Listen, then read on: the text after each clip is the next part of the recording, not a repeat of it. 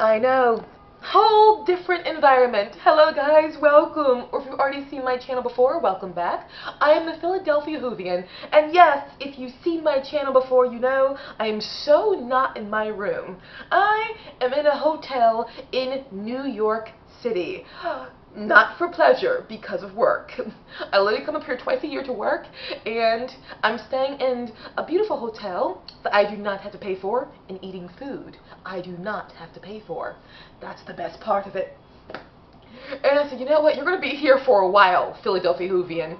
Since you're here, bring your camera along and do your videos here. And now we're going to be continuing with my ranking of the writers from classic Doctor Who, where I do a video ranking all of their stories.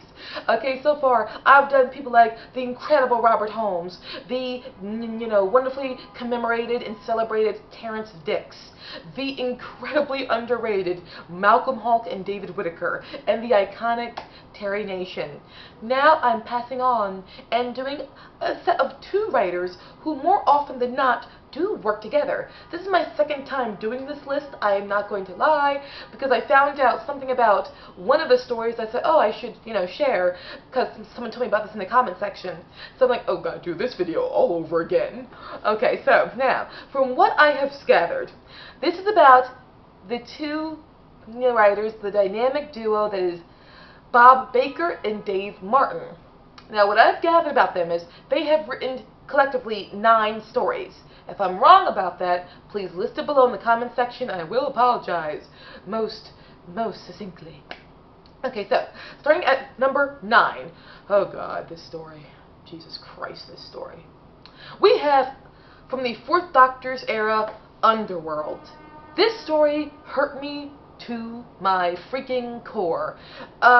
Because the first episode, that's the first, not half, the first episode was so good. I sat there watching it like, why do people malign this story? I mean, honestly, what's so bad about it? This is actually great. I don't understand the negativity. What a good idea. Then the next episode happened, and I found out exactly why. Oh, I found out, yes. I found out.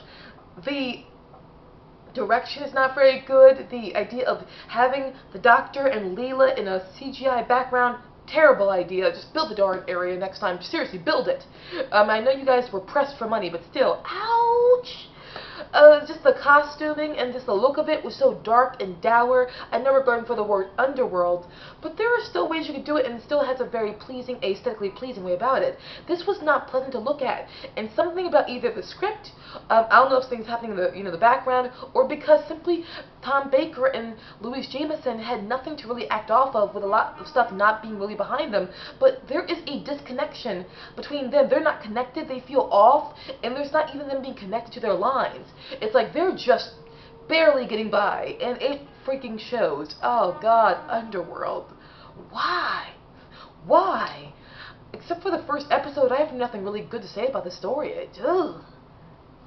Next we have up number 8. We have from the 4th Doctor's season 16 of Key to Time, The Armageddon Factor. Okay, some people love this story. I get why. I do see why. There are elements of it that are very good. The extra Time Lord who comes in at the end, and the Doctor and Romana are very, very, very good in it. The reveal of the Black Guardian at the end is a very good idea, and their idea of it, of this, being a planet where they're at war, and turns out no, this is not what it seems. I'm not going to spoil the story for you. I'm not going to, but it's in case you haven't seen it. But for me, honestly, it is the weakest part of the Key to Time. And the cast is good. The cast is really good, and they're doing a lot with it, and there are some good elements to it. There definitely are. There are some good aspects to the Armageddon Factor. But every time I put it in, I just don't have the impulse to go back and either rewatch it, or I can't even care to finish it. Like, I remember sitting down, watching the first episode, and I was like, I'm not in the mood for this. I said that. It's me, the Philadelphia Whovian, said she's not in the mood for this. Oh, well. Next we have up as number 7, The Claws of Access, which is from the 3rd Doctor's era. The Claws of Access, I believe this is maybe Bob Baker and Dave Martin's first story. The Claws of Axos, I love the look of it, especially with the alien spaceship against, the idea of the cloudy, or like, that time of the year when it comes to Britain, the contrast of the color contrast, giving you brightness. And that's what I love about the Third Doctor era. I love the look of the Third Doctor era. We have, again, the brightness that was iconic for his era, but also we have the backdrop of, England and Britain, which, of course can be cloudy sometimes, contrasting with the brightness of another area. Also, the Doctor and Jo, I love them in this. I love Unit in this. And also there were some political messages in this. The idea of, should your national loyalty override international respect or international consideration, where I believe it was an idea of the Doctor being questioned because he's not English, or he's not British. And this, stuck in the craw of one of the characters, because even though we know for a fact the Doctor is, of course, an English character, but he's not himself English. He is Gallifreyan in the world of Doctor Who. And Bob Baker and Dave Martin, they confronted this when the Doctor is frustrated with them looking up his credentials or being mad at him for not giving a full background, and being mad at the Brigadier for vouching for the Doctor despite the Doctor does not have a full history when it comes to, the government or parliament or whatever, the political officials who are overseeing the situation are getting frustrated, and the Brigadier and the Doctor are getting frustrated with their constant questioning them. It's like, I am a legitimate, a scientific advisor for Unit.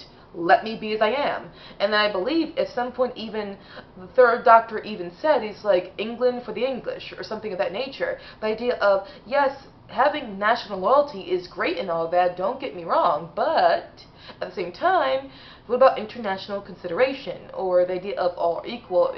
There are some ideas running around there that are very potent and very strong.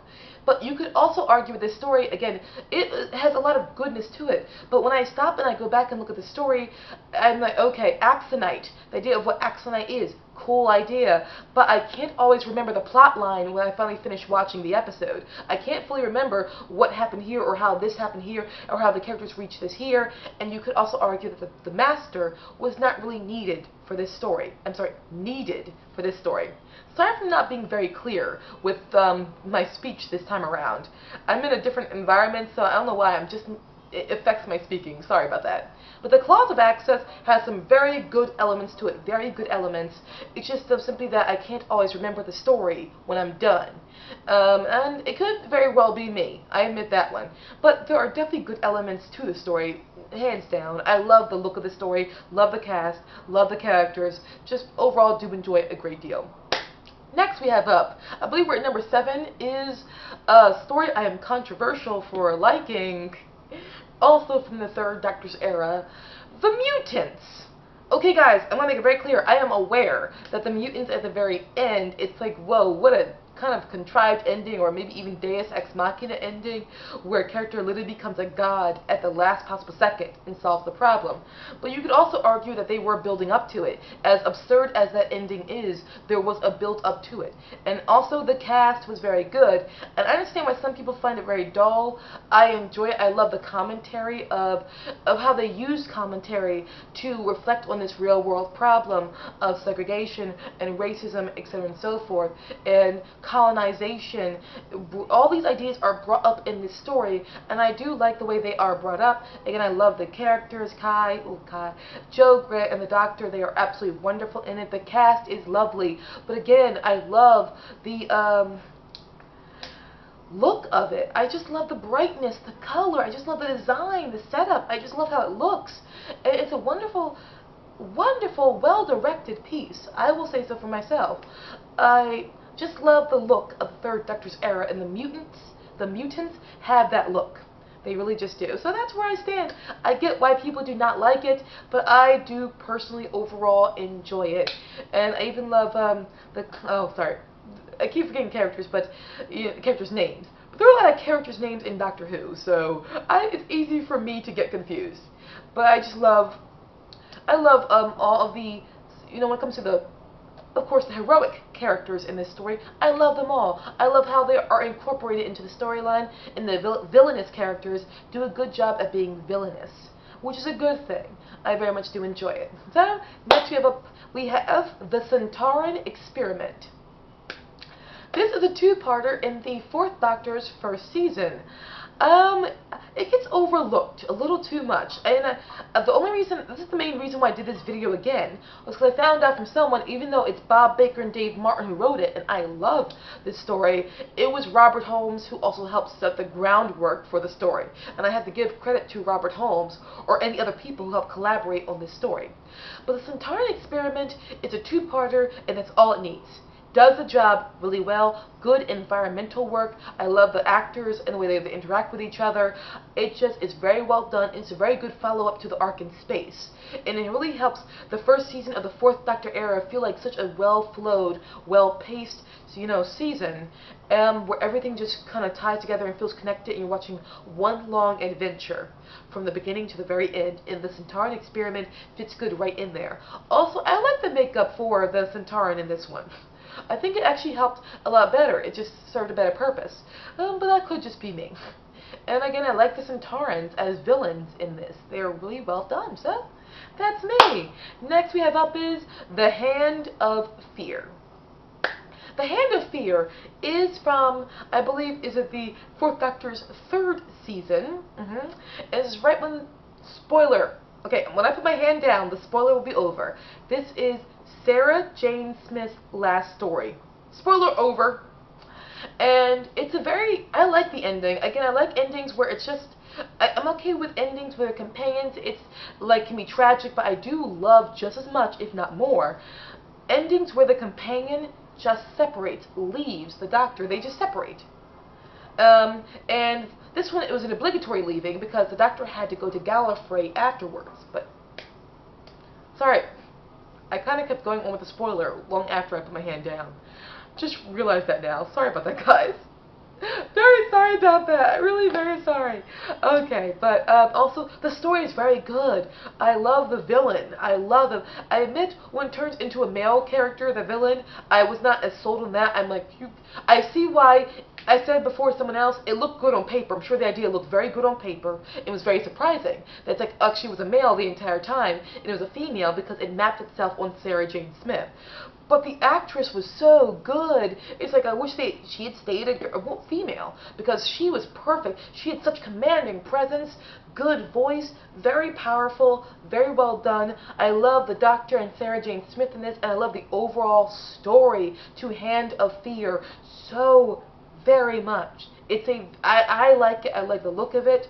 The idea of this hand, it needs more radiation to just thrive and become whole all over again, and sucks all the radiation itself when it's inside this plant.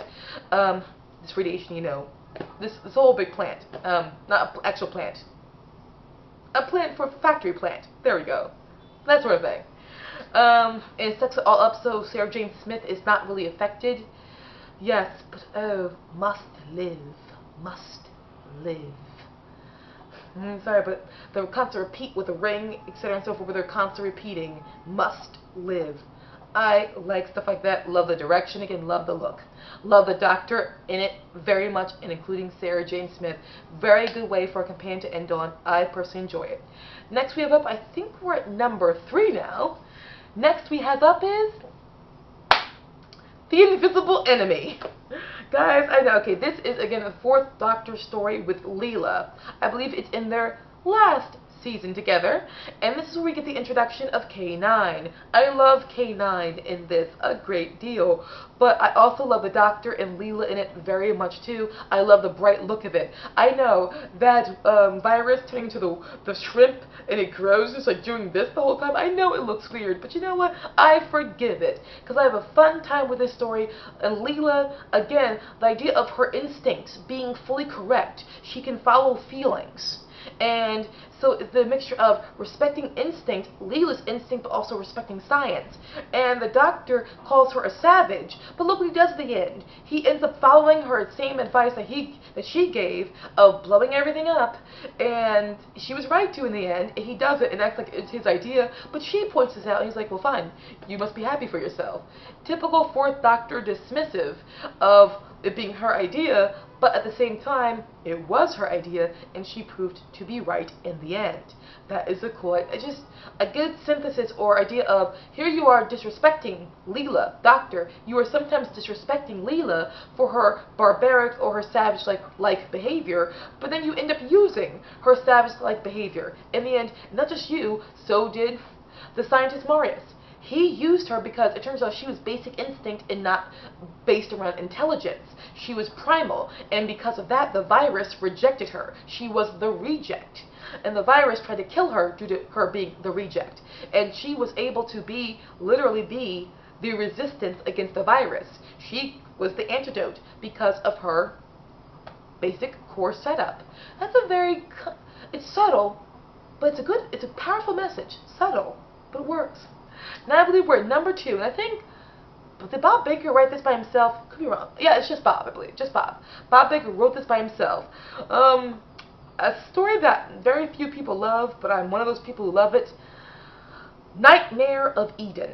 Oh, wow. I like this story. Idea of drug trafficking, dealing with the idea of, addiction in that way, and the story created around that. Okay, the 4th Doctor's second to last season is a season I personally enjoy a great deal. I love it. I do.